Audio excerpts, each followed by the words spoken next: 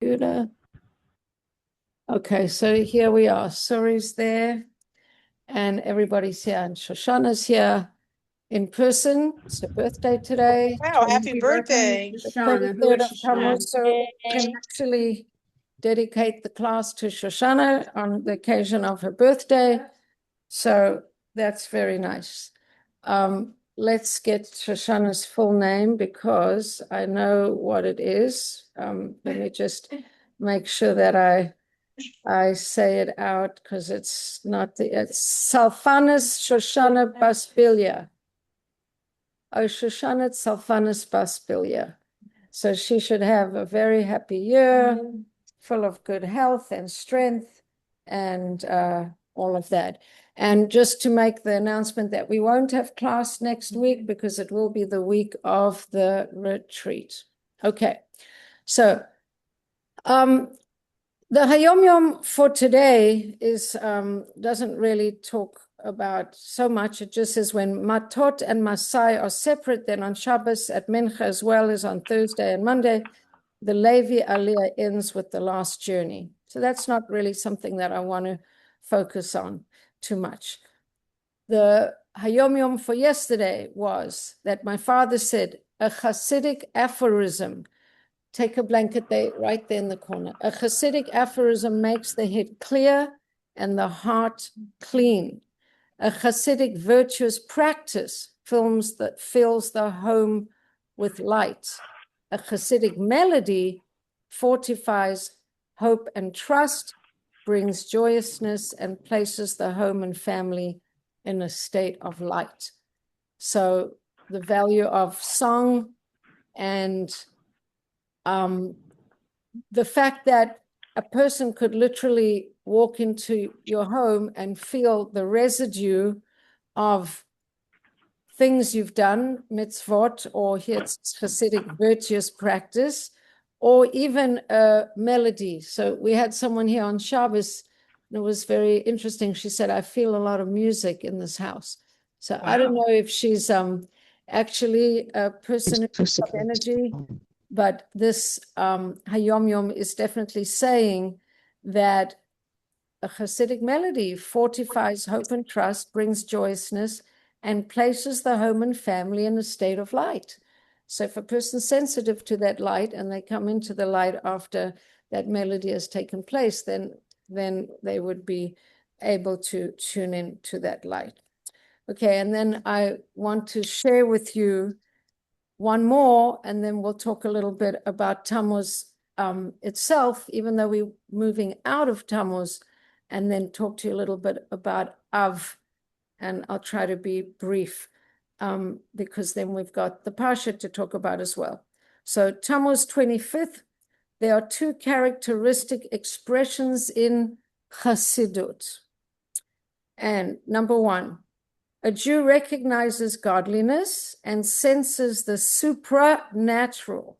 He needs no proof of this. So in other words, the chassid, a person who's learned chassidus or a person who's connected to chassidus knows and is aware of the supernatural world, doesn't need a proof.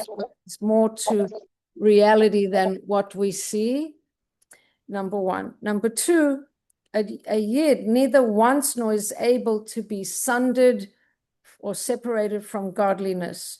So we've spoken about that a lot in Tanya, how a person, even who's disconnected from traditional practice of Yiddishkeit, something in their soul won't let them get separated from Yiddishkeit, which is why if they've given an ultimatum about betray your religion or die, even if it's not a big thing, people, the Tanya tells us many times over that a Jewish neshama doesn't want to be separated from Hashem. And when he's pushed to the wall in some life-threatening situation where his religion is being questioned, that aspect comes out. So it says the truth is that these two expressions are one and the same. Expression number one is that a chassid is aware that there's more to reality than what meets the eye, that there's a supernatural reality. And number two, a Yid doesn't want to be separated from godliness. So the Rebbe is saying that these two things are one and the same. A Yid recognizes godliness and senses the higher than natural, and that is why he neither wants nor can he be torn away from godliness, because he has this perception. And Susan can give us a little summary, but I won't put her on the spot, that Tanya was telling us that this connection is a present from our forefathers, that we have this innate connection, this innate latent love of Hashem, ahava musuteres, a hidden love, and that hidden love won't let us get separated from Hashem. And there's an aspect of the Jewish neshama that perceives in their essence, they often are blocked off from it, but in their essence, they perceive the truth of the world, which is that we're living in a multi-dimensional reality and that life is not all that we see. So just before we go into the parshiot of today, which are double parsha, and we're moving out of Tammuz and we're moving into Av. I've been preparing for my retreat, and I just want to say a couple things. Yakova will be there and Sandra will be there, but I don't know who else. Susan's not going to make it this year. I don't know who's going to pick up the food, Sandra. We're going to have I can do it, I guess, if you yeah. hint, hint. Yeah, yeah, Yeah, let yeah. me know what you will need, okay? All right, thank you. You're So welcome. anyway, so when we look at the month of Tammuz, which is the month that is just finishing, it's a month that needs a lot of tikkun, actually. And a lot of what's going to be happening, what we're going to be looking at in the 3 weeks, which we are already in the 3 weeks, and coming into the 9 days, which is going to be the month of Av. That's the 9 days of the first few, the 9 days are the 9 days are the first 9 days of the month of Av. So there's a lot of stuff that we talk about that gets set up in Tammuz. So let's talk about Tammuz for a minute. And so I got all these notes, and I've just got to separate all my notes because there's so many notes, and I've been writing so many things. So I have to find, where is Tammuz? Where is Tammuz? Where is Tammuz? Where is Tammuz? So, okay, please forgive me because it's No good problem. stuff. I want to share it Where with did the everybody. names of the months come from? I have to find it. Here it is. I found it. Anyone know? Sorry, what about what? Where do the names of the months come from? Oh, so that's a very interesting thing. So Tammuz is so I think in the Babylonian era they started giving names to the months. I'm not actually sure exactly where they come from, but Okay. they're not essentially Jewish names. Mm-hmm. In fact, Tammuz itself is particularly interesting, the month of Tammuz. Why? Because Tammuz was an avodah zarah. And Wow. it's really funny that Tammuz was an avodah zarah, because the kind of avodah zarah it was is that Tammuz was a god of fertility. And Mm-hmm. then at the end of the season, like when we come into winter, it seems like that fertile time is over, and there's a death going on. And part of the service of this false god of Tammuz was that all the women would weep and cry, oh, Tammuz has died, weep and cry, weep and cry. And then there would be, through the morning, there would be the rebirth. Mm-hmm. Kind of interesting, because they would stand in front of this idol of Tammuz and cry, but it was a big false news thing, Mm-hmm. because what actually happened was that it was an idol that had metal in the eyes, and that heat up the metal, and it would look like the eyes were crying, and it was a big false like narrative. The idol wasn't crying, it wasn't, and when it's written it's written in Ezekiel, I think, that the women were crying for this idol, and that was a big avodah zarah. So Tammuz is a month of a lot of emotionality and a lot of misperception of reality. And because of that, we had a lot of incidents where there was misperception.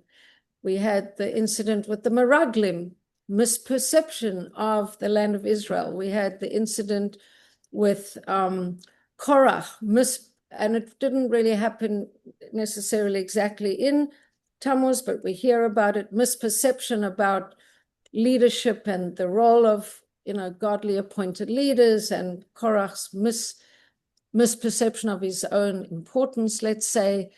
There's also the sin of the golden calf that happened in Tammuz, which was misperception.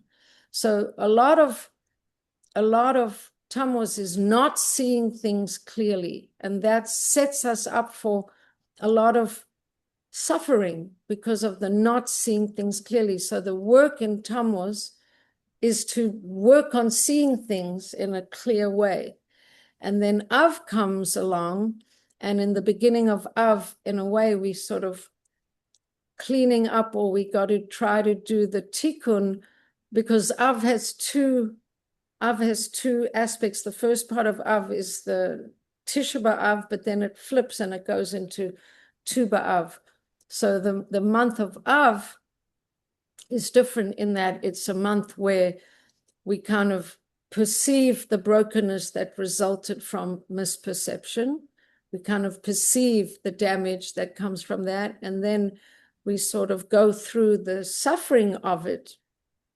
When the spies came back, although they were traveling throughout Tammuz, they come back on the 9th of Av, and that's the misperception of themselves. That's such a hard pill to swallow, let's say, and that sets up a lot of stuff. So in Av, it's actually called Menachem Av, because the Mashiach will be born on that day, and then we have one of the most joyous holidays, Tu B'Av, where there's a big shift.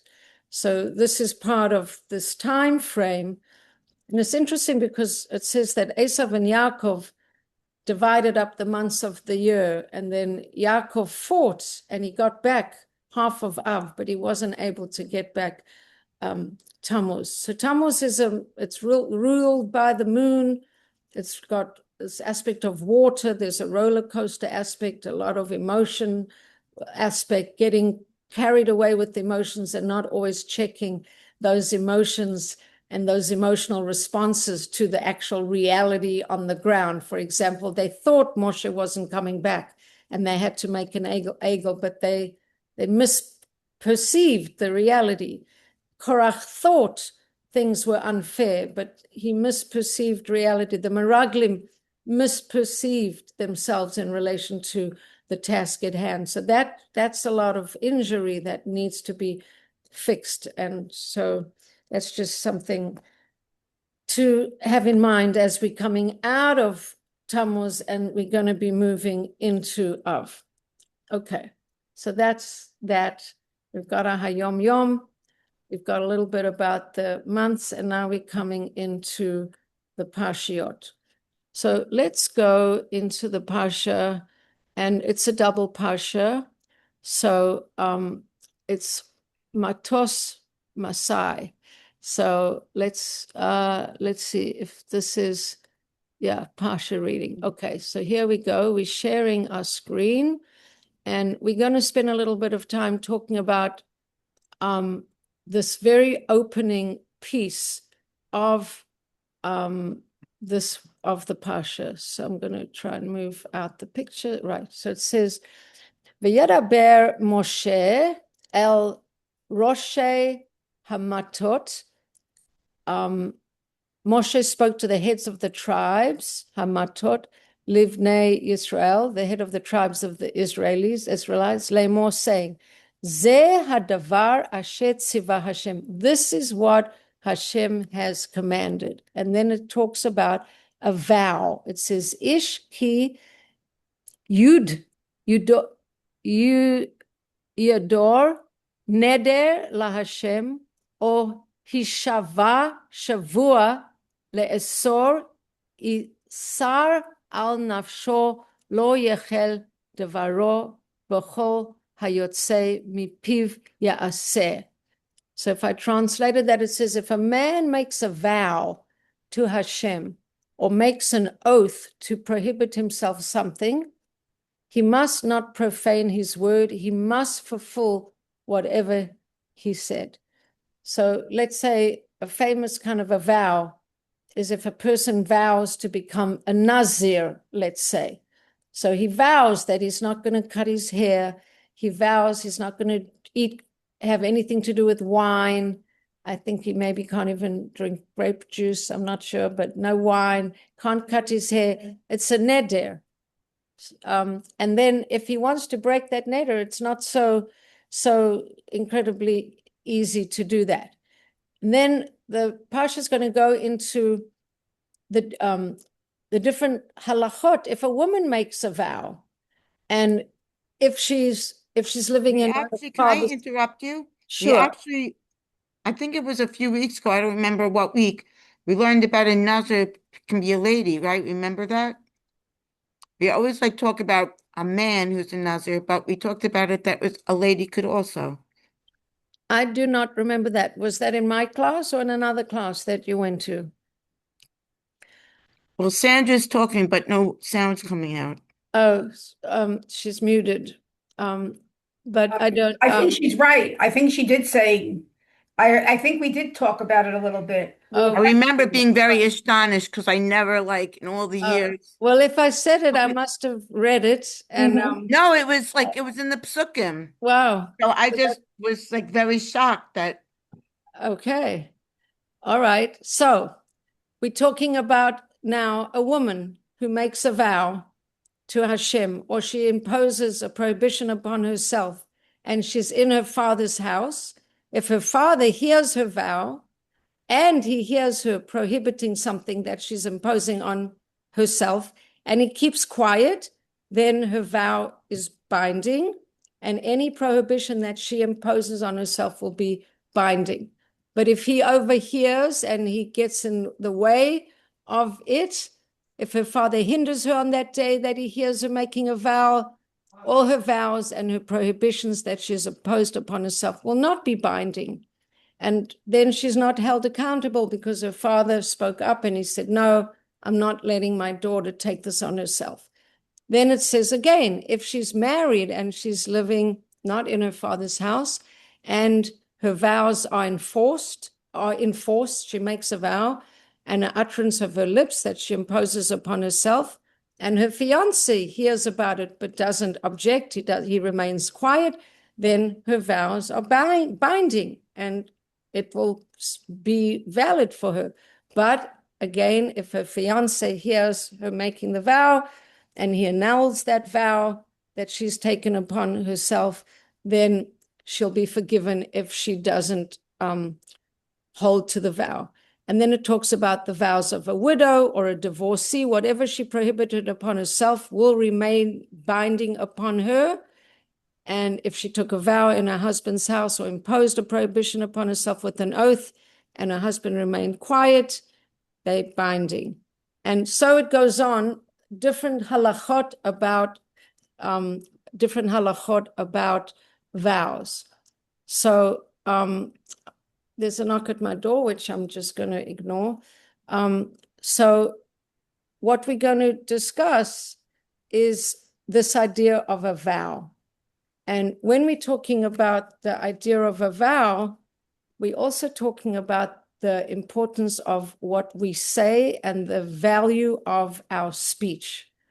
So I'm going to share with you an essay from Rabbi Dov Pinson, and it's an amazing thing because what he's going to share with us is that our words actually can change reality. How is that possible? So if we lived in the temple times and we walked up to the Kohen in temple times, or we didn't even walk up to him. We came to the temple, and there was an animal that we owned, or an animal, and we pledged that animal to give as an offering to the Mishkan, or the Beis Hamikdash, and its status is changed through our pledge.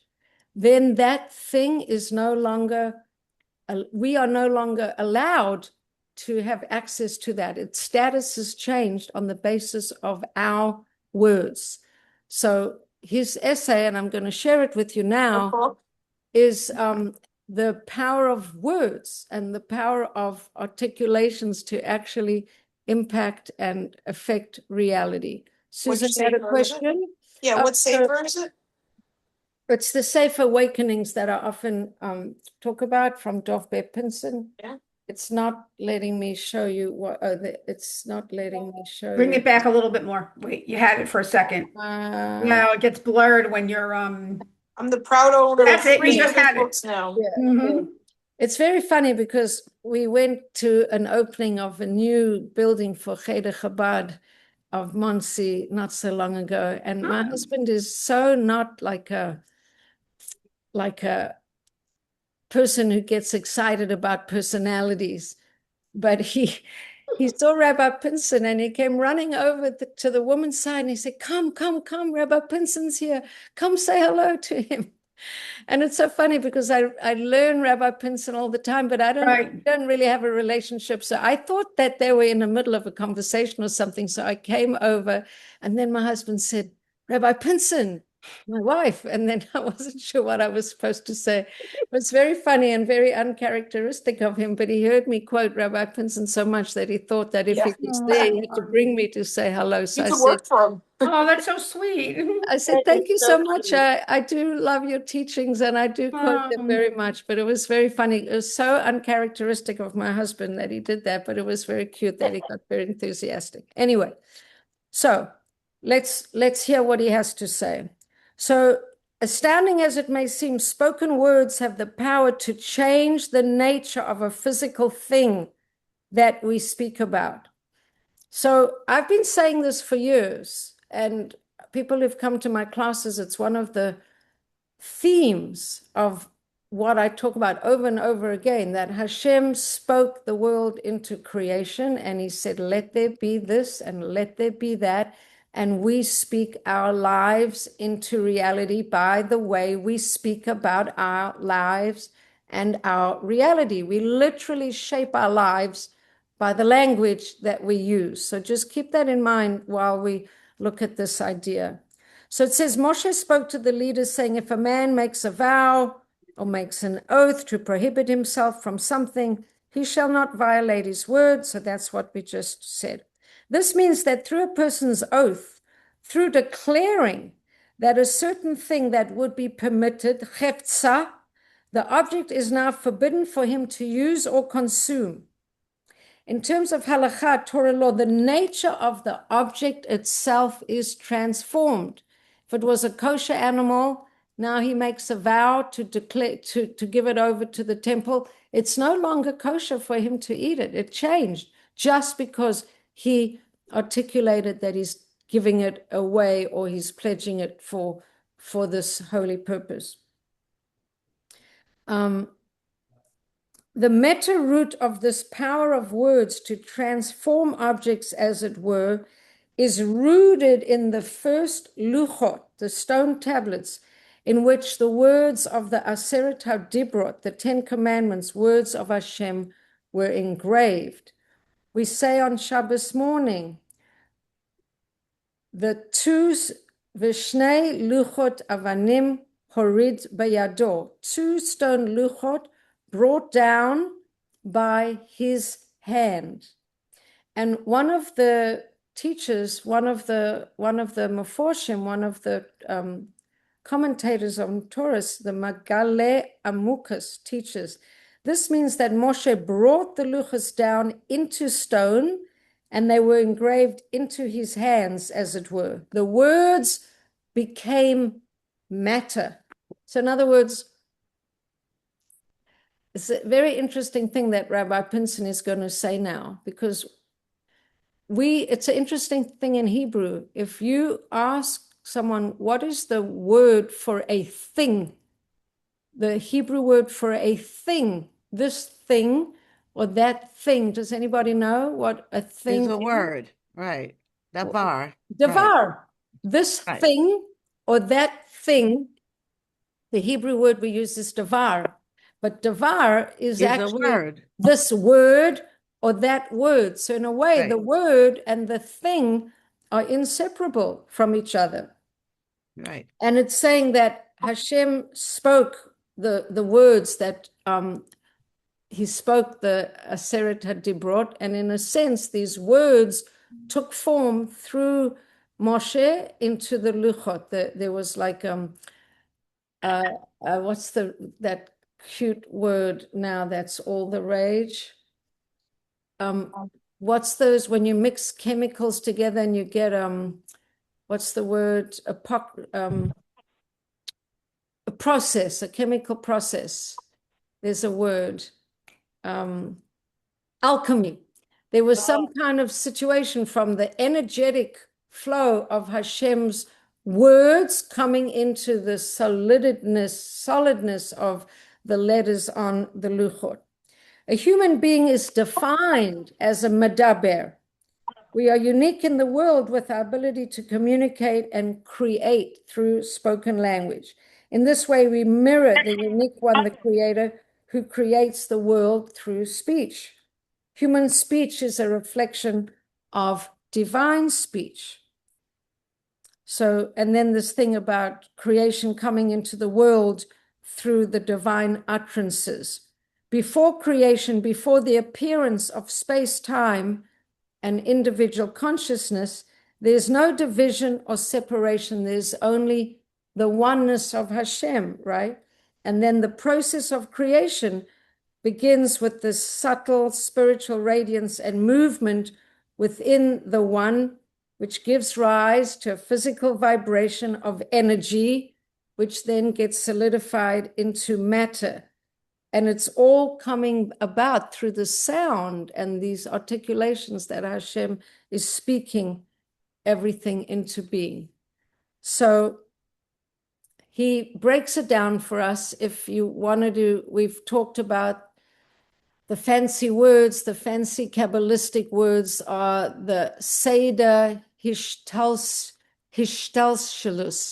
which means the energetic stepping down from a place where there's just godliness and God's consciousness, so to speak, and then how that energy gets more and more concrete and more material as it comes down lower and lower into the world. So it goes Atzilus, where there's subtle differentiation within the oneness, Bria, a spiritual radiance, Yetzira, energetic and physical vibration, and then Asiya is a congealing into matter. So if you ever wondered, how do you go from Hashem wanting something, Hashem having an intention, Hashem having a feeling, that energetic feeling of love or wanting to expand, how that goes out into the world and then kind of gets more and more solid until it gets congealed in the world of Asiya. And what's the way that it goes down? Through sound, through vibration, through words. So so I don't know if this is too complicated. Am I losing everyone? Is this extremely abstract, or have I explained it well enough that you understand what I'm saying? No, it makes sense Anyone because want to comment on the chat or tell me how you're doing? You could send a message or hold up your hand or say, yeah, in terms of, if I'm not mistaken, so like when you, let's say, do mitzvot, right? So, and you keep growing or more, or you do more achdus or other things, right? I mean, you kind of feel you feel encircled by Hashem, if I'm not right. And I do, and I feel like more and more, and the more that I do, the more that I want to do, because I just, feel that sometimes it's my mission. I mean, I don't know what my mission is, but I'm just saying maybe it is part of my mission. But I just feel very strongly about it, and I feel that I don't know. Sometimes I think maybe God is smiling. I don't know what he smiles. think? So what I are know. you're saying is that you're feeling the energy shift Mhm. around you as a result of these mitzvahs that you're doing. So Right. when I say, do you understand all these complicated things I've been talking about? Then you're saying, well, I do have a perception of reality changing around me as a result of the mitzvahs I'm doing. Right? That's what Right, I'm exactly. understanding. Okay. Okay. So I don't have any changing of reality from the mitzvahs that I'm doing. say again, I sorry. said, I don't have any So- changing of reality of the mitzvahs that I'm doing. Oh, so Except the chasana that I went to, my patient's niece, and I was afraid this little 3-year-old girl was going to get knocked over, and I wanted to take her back to her seat, but she didn't speak English. So I went to the circle to get a Yiddish speaking girl, and instead I got knocked over and I ended up in the hospital. So Oh that's my the last gosh. thing that yeah, Oh. that's why I got knocked over. I went to a chasana, and I know this girl since she's like 5, and I went to the chasana and I got knocked over. Yeah. Hi. So that not Okay. only is it a So- big mitzvah, it's an especially big mitzvah for Got me hurt. Yeah. because I don't like going to chasanas because I still didn't have my own. So I was very Okay, happy and very proud of Uh, myself. all right. So So that's my last perception of reality changing okay, so from a mitzvah that I let's bring this a little bit back to what I'm trying to say. So did. Right. Sandra said that when she does mitzvahs, she feels an energetic shift around her. Then Sari said she doesn't really feel that energetic shift so much when she does mitzvahs. Then I'm thinking that we were learning, and it's fun because I can quote to you from our Tanya class, even though it's a Parsha class, that the mitzvahs get a different power of being energized when we invest different kind of spiritual, what they in Tanya talks about love and fear of Hashem, but I guess it's levels of enthusiasm and investment. Right. I was so excited to go. I was excited as anything. Oh, whoa, wait. I can't. Yeah. Let's not get too distracted because it'll be the train just going right off the track. So we don't always, sometimes we feel the benefit of our mitzvahs. Sometimes our mitzvahs have more power to shift energy. Sometimes we can connect to that energy. Sometimes we don't connect to that energy. The Sometimes question you that can feel I no good deed asked, goes unpunished. the question that I actually asked was, how are you relating to this explanation that I'm saying of how energy, Hashem's energy, which is a desire to create something tactical and physical, translates from an energetic reality, coming more and more physical into a physical reality where we have actual physical matter. So Sandra's point and Sori's point are interesting, but they're not exactly responding to the question I asked, which is, are you relating to the idea that we going from energy to matter through a process which is really a sound process? It starts with Hashem's intention, and Absolutely. it comes down to something that is physical in reality. We have a table, we have an animal, we have a chair, we have a flower, but it started off with the energy of Hashem wanting to create the world. Right, and it Right. translates to your Shabbos table or bringing people. Yeah, absolutely. Right. So in the Right. same way that Hashem's words go through this process of going from Hashem's intention, then his articulation, which could be kind of energetic initially, and then it kind of impacts a more and more of a physical reality. In exactly the same way, our words do exactly the same thing. They communicate an energy from us, which goes out into the world, and those words end up creating reality. The idea of this is that it's exactly the same thing.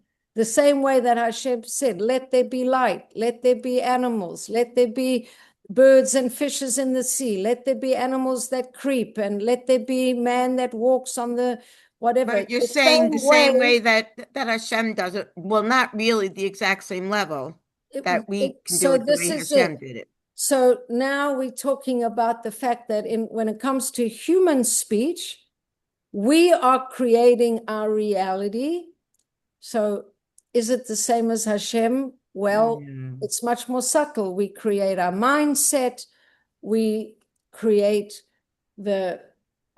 earlier I was with Karen somewhere and we spoke about frequency. By the way we speak, by the way we project, we create certain frequency that is going to impact reality around us. But what the Pasha is talking about is the power of the reality of a vow.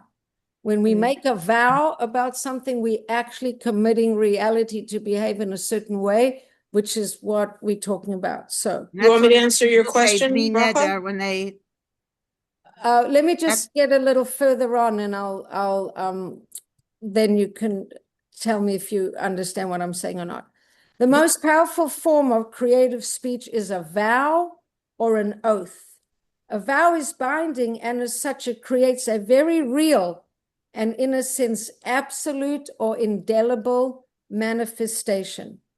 Just as we have the power to create our reality with speech, we have an equivalent ability to destroy through speech. So all this stuff about Lashon Hara, and if you speak Lashon Hara about someone, you can damage their reputation, which is compared to murdering a person. That's the power of negative speech. Occasionally, we may stumble and speak ill about others or ourselves. When this happens, we need to recalibrate and undo past negative words through speech.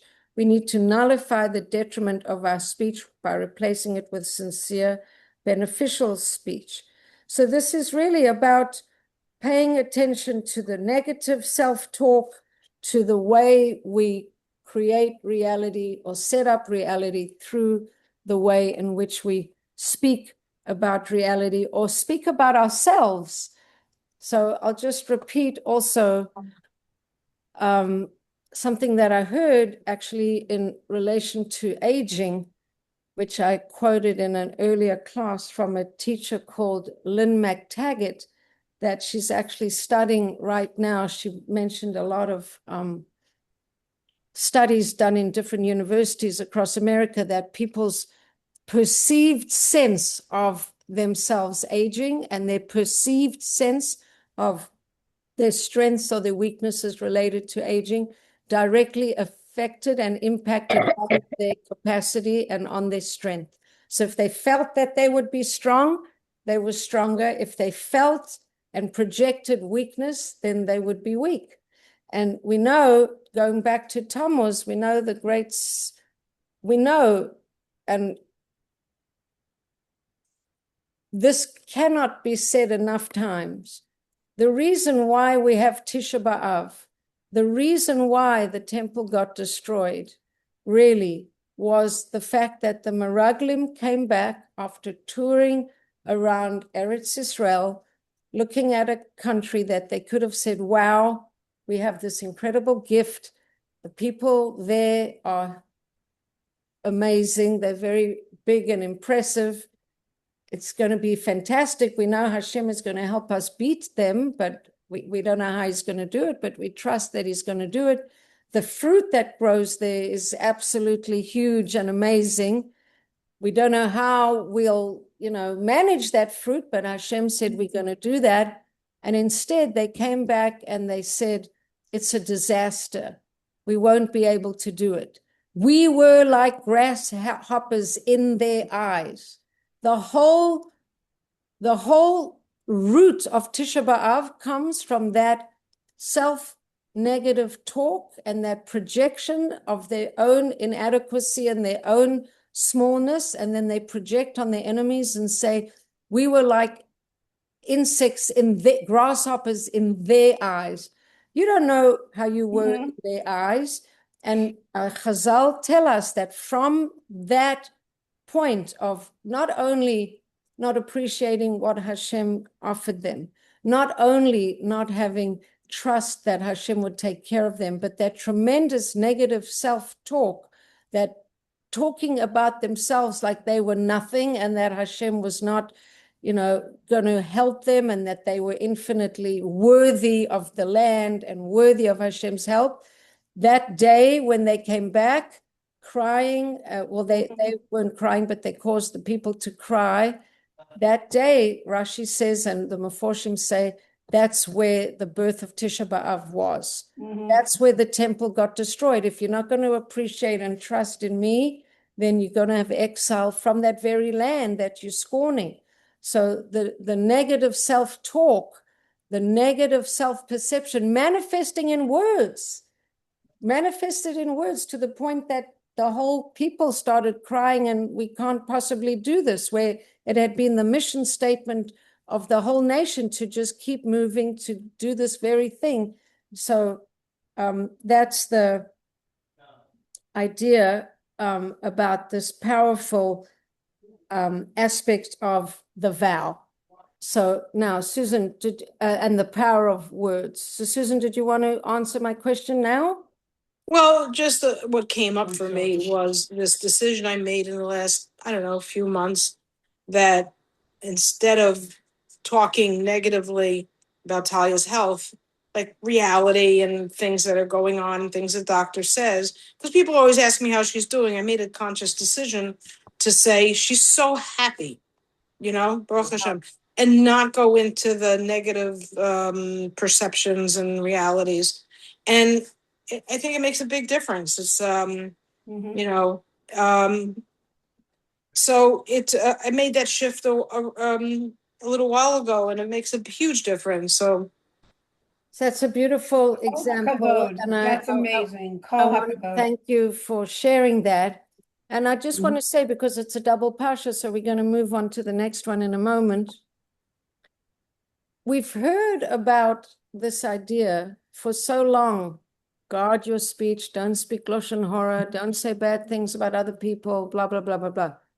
But if we would really understand that as we speak, we almost, like the image of plasticine or Play-Doh came into my mind. As we speak, we're creating realities. What are those realities? Our very words go out into the world and create realities. And so as we speak, if we had in mind the power that we have, so Susan gave us a great example to shift. People are caring and they make an inquiry, but Susan's choosing to create a reality with her response.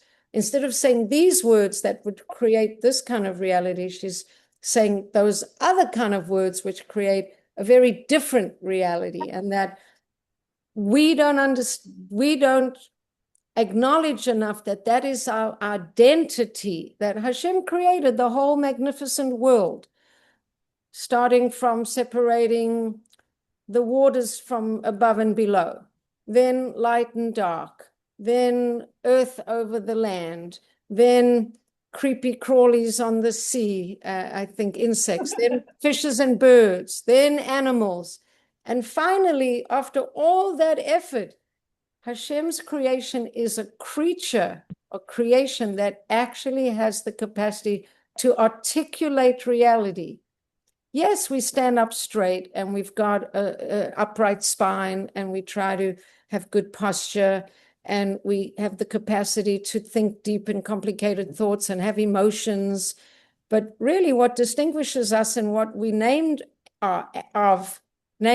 as is Medaber, the creation that can speak and give meaning to words, and that we underestimate. People underestimate the power of their speech all the time. So instead of like, I'm not going to speak lashon hara, I'm not going to speak lashon hara because I don't want to do an aveira, It's like, can I appreciate with every word I say, I'm creating and shaping reality, my reality, the reality of the people who are listening to me. My words, they don't just create vibes, resonances, atmospheres, but they create reality. And maybe I shouldn't minimize all those words. They create vibes, they create resonances, they create frequencies. And are those frequencies positive, or are they destructive and negative? And that's our creative power. That's what we are. That's who we are. So that's this idea. So the Pasha is talking about, when you make a vow, you're doing a real thing. 1 minute you're saying, this animal, this little sheep is my sheep. I'm having him for, I was going to say Thanksgiving dinner, but don't eat Thanksgiving dinner. But that's my sheep that I can eat. And then when I make a vow to dedicate it to the Mishkan, it's not mine and I can't eat it. And I cannot, if I eat it, it's like I'm eating something treif just because I said something with my mouth. It's like a powerful idea. So that's from the first Parsha about the vows. And the second Parsha is about this idea of journeying. So there were 42 journeys that the Yidden made going, on their tiyul, on their journey out of Mitzrayim to arrive in Eretz Yisrael. So before we came to the Shia, some of us were talking about this before, about what does it mean to journey from Israel to from Egypt to Israel? And on the journey, which we've been going on with the Yidden through the Chumash, we left Egypt, we left Mitzrayim, or Meitzarim, constriction, and we went, and there were 42 stops and starts, 42 journeys, stopping and starting and stopping and starting and stopping and starting, until we now at the end of this journey.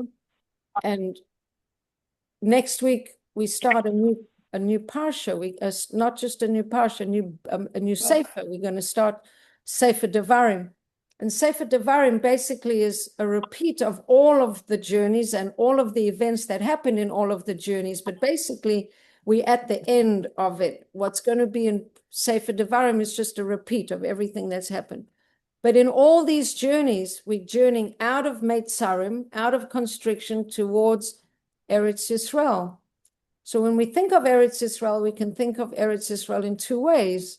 Can think of Eretz Yisrael as the actual land of Eretz Yisrael, the holy land, the land that was chosen for us, the land that was gifted to Abraham and to his descendants, and not his descendant Ishmael, but his descendant Yitzchak. And it's a land whose frequency, whose resonance, whose energy matches the energy frequency resonant of a Jew and a Jewish soul that's in alignment with its own essence and its own truth. But not everybody makes it to Eretz Yisrael. And as somebody quoted earlier, the Lubavitcher Rebbe said, wherever you are, you've got to get yourself into the headspace of Eretz Yisrael. So if we think about the 42 journeys going from a place of constriction, some people talk about that constriction as our birth. We came from being in a womb and constricted, and then we go through the constriction of coming through the birth canal. And then we live our whole life, and our whole life we have the constriction of our not so sophisticated emotions, our not so sophisticated consciousness. We're taking a journey to try and arrive at a place where, finally one could say, I think I've arrived. I'm not so emotionally reactive. I'm starting to give people the benefit of the doubt. I love Hashem. I see everything that he did for me, had a plan. I'm in a place of simcha. I'm in flow. I'm aligned with my purpose. I'm connected to Hashgacha Pratis, whatever it is. All those things are kind of Eretz Israel type place, but everyone knows what that journey means for them. So in the Parsha, they talk about the stops and the starts, and there were 42 journeys. So it's We did interesting something at because- one of your November retreats with 42 stops. It was a writing exercise. Remember? That was so cool. Well, I think that Hiccup. Down the wrong way. okay. So the thing is, so it's very interesting because, again, quoting from Dov Pinson, he counts up all the days in the year where we're celebrating Jewish holidays. And Yom Tov days are holidays, and they're 21 days. And then he counted up all the days where we in mourning or semi-mourning or in fast mode, not fast as in speedy, but fast as in acknowledging pain and suffering. And he says that there's 21 of those days. So you add up 21 and 21. Wow, that's so you're gonna cool. get Wow. 42. So there's 42 like amazing days, and there's 42 days of constriction. Wow. So our life is a roller coaster in a way, and one hopes that every time we go on the roller coaster a little bit, going down, that it's a learning and that we learn from the learning, right? That's what's going to bring us to a place of Eretz Yisrael, where we feel we're connected to the Ratzon of Hashem. So just in terms of the 42, it's an interesting correlation about going to the Promised Land, because in this week's Parsha, we learn about the 42 cities that were called cities of refuge, or Irei Miklat. So the cities of refuge are very interesting because the Levium were not given a portion of land. Right. So the Levium were sort of the mentors, the Torah scholars, the inspirational figures, the people who were freed from agricultural work in order that they could be spiritual inspiration and spiritual kind of touch points, really, for all the Yidden. So the Irei Miklat were also the places where the Levium lived. So the Levium lived in the Irei Miklat. So if a person accidentally kills another person, and it was an accident, there wasn't a premeditation, they were chopping wood, and the metal from the axe flew off the handle, and it flew, and it randomly, nothing's really random, but apparently randomly it killed somebody. So that person can go to an Irei Miklat, where the relatives of the deceased won't be able to take revenge. And when they're in an Irei Miklat, they in the ambience, let's say, of the Levium, and they're also in a city that's protected. So it's interesting because after the summer, we're going to come to the month of Elul, which is Shmueli Rand is an interesting singer, Israeli singer, and he has a very beautiful song called Elul. And he basically just repeats the word Elul, Elul, Elul. And it's Elul is the time of tshuva, right? Before we come into the Yomim Tovim. But Elul itself is also called an Ir Miklat. It's a sanctuary of time. That in Elul, we go into this place where we're getting ready for the holidays. So 42 journeys in the desert, 42 cities for the Levium, 42 encampments of places of shelter for the desert wanderers while they were going through their turbulent journeys. So the Baal Shem Tov saying 42 journeys in everybody's life. And then it's interesting because we have a couple prayers in our davening that are 42. So in davening, there's a particular prayer that marks a shift of energy. Like you doing, let's say in Kabbalat Shabbat, there's a certain amount of psalms of transitioning into the week, from the week, transitioning from the week, transitioning, and then you coming into the Shabbos energy. And then there's a 42-word prayer that helps make this shift from the mundane to the holy. And that prayer, does anybody know what it is? That prayer? Hadodi. It's before Lechadodi. Ana B'Koach. Ah. Ana B'Koach. It's amazingly spiritual prayer, and it has 42 words. And then there's another 42, which comes with, I think, the mourner's Kaddish. So the mourner's Kaddish is a bridge that carries us through the life transition of losing somebody. And this prayer is structured around the idea of 42. There's 7 words that begin with the letter Vav, which has a numerical value of 6. So 7 words Times 6. I don't know if that's a little bit forced, but there's an aspect to it of 42. 7 words that begin with the letter Vav, which has 42. That seems a little forced to me, but the Ana B'Koach is very clearly a 42. So this idea of all of us going on journeys, that even in our davening, we go on a journey from one level to another, that we always, no matter who we are, every single day we can go on this journey of from Egypt to Israel, from Egypt to Israel. Then the next day we wake up and we start again, from constriction to expansion, constriction to expansion.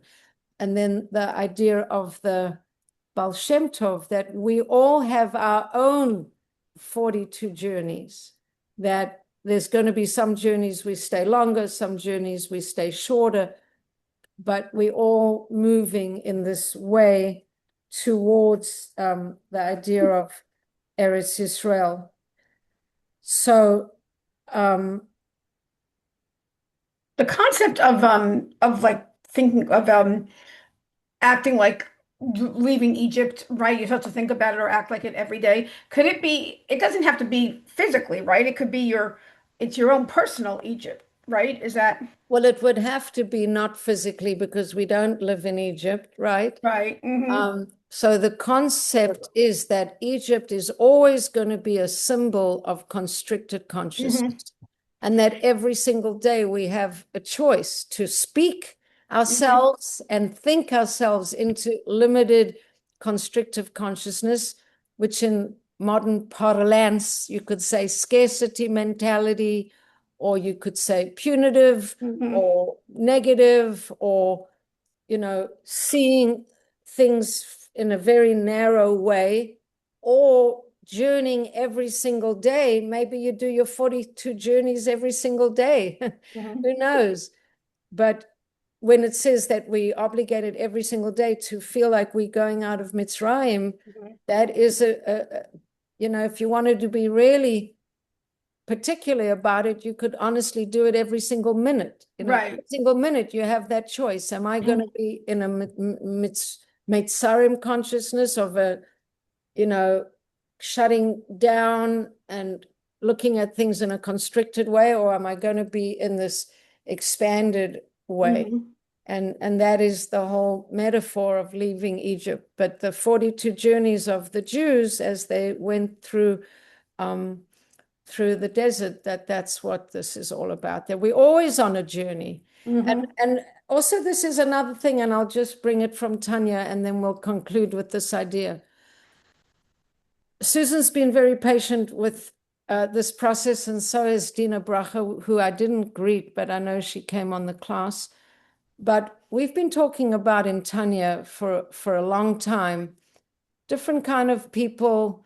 Some people are very righteous, some people are not so righteous, some people are called this kind of a person and that kind of a person. And Tanya goes through a lot of detail saying there's a a Rasha and a Benoni and a Tzaddik, and there's two kinds of Tzaddikim, and then there's two kinds of Rashoyim, and then actually there's four kinds of Benonim, and it can be like, why do we have to know all this? And then a friend of mine told me that she learned, I think, from Rav Yitzchak Ginsburg, that we can be all those people ourselves in the course of a day. We can be a moment where we are tzaddik. We can have a That's moment when we are interesting. Rasha. We can have a moment when we are Benoni. And what's And the the four point? different types of Beinanim? That I guess I And have to what's listen to the the point? Tanya class. What's the point of the whole story? The point of the whole story is that nobody should feel bad if they're struggling, because the Tanya goes to great length to say, this is how you were created. You were created with these different aspects of your being, and you're going to be fighting the struggle every day. And sometimes you're going to be winning the struggle, and sometimes you're going to be losing the struggle. But nobody should feel, what's wrong with me? Why am I still struggling? Why is it not easy already? I've been frum for 25 years. I've been frum for 35 years. Why is it not easy? And the Alter Rebbe will come and I've been say, dating for 40 years. because there's two different inclinations, and they are constantly warring inside of you. And it's as long as you're alive, you're in the struggle. You're on the journey. 42 journeys a day, 42 journeys in your life. But life is a journey. That's the point. Don't, you've arrived when you're 10 foot under. Chas v'shalom. Shouldn't be there till 120. But that's why we're here. We're here to work and to struggle. It's not supposed to be easy. And I think the whole reason why the Alter Rebbe wrote the Tanya, which was really amazing, when I met my first rabbi that became my rabbi, I was a Neve girl, and I met him and I said, Rabbi, I don't do this and I don't do that, and I feel so guilty. And then he said, okay, so we'll try better next time. Like, who to think that you're supposed to be arrived? You're always journeying. Actually, talking about journeys, LeVay went through a tremendous journey from giving over black and white kind of Judaism to be, and all the Baal Tshuva movement went through growth pains and issues and problems, and evolved differently, do it differently now. Well, I'm not so connected with what's happening now, but I know for me, they were, a place of incredible journey. I'm very grateful to them. Yeah, very, very, very. Okay, so that's what I have for tonight. So, Can I give you a bracha that it should be a bracha, that it should be a wonderful retreat. The weather should be good. The Torah learning should go deep in everybody's cells. There should be fun and rest and joy and connection and Torah. I'll miss it. Enjoy. I'm sorry I never go. I can't manage, my body can't physically manage to do those things, so that's why I never come. well, Susan, that was a beautiful blessing. Yes, that was gorgeous, Susan. We I can just talk hope about you that know in a that. minute. I just want to give Susan a bracha for going to Eretz Israel. You should, your time there should be easy. journey. You should be safe. You should feel the expansiveness and feel the bracha of the land and the schus of being there. And everybody, Amen. whatever you're doing in the summer, you should feel connected, grounded, that you're on the journey. You don't have to arrive yet. It says, Lo alecha hamalacha ligmor. It's not I love up to that you song. to finish Some the people's job. summers are the same exact as the whole year. My summers Well, summers sorry, if you want to work come to in. the retreat, you don't have to do anything. Your body just doesn't sit have to and, be any kind of a body. Anybody can come. If you can breathe, you can come. So that's really, the bar is very low. There's Even just nothing you have- eating there, Yeah, looking really, over it's the lake. gourmet. It's You not don't just have to do eating. anything. You just come It's and not sit just on the eating. terrace. It's and just then you're good. eating. So anyway, okay, everybody should have a good summer. If you're coming to the retreat, I look forward to seeing you. If you're not coming to the retreat, have an amazing time wherever you go, whatever you're Thank doing. you. And Very happy. L'chaim, Thank you. l'chaim.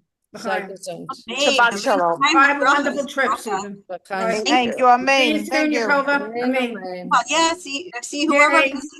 Everybody should have a great Shabbos too. You too. Have a good Good Shabbos. Shabbos. Shabbos. Okay, bye-bye.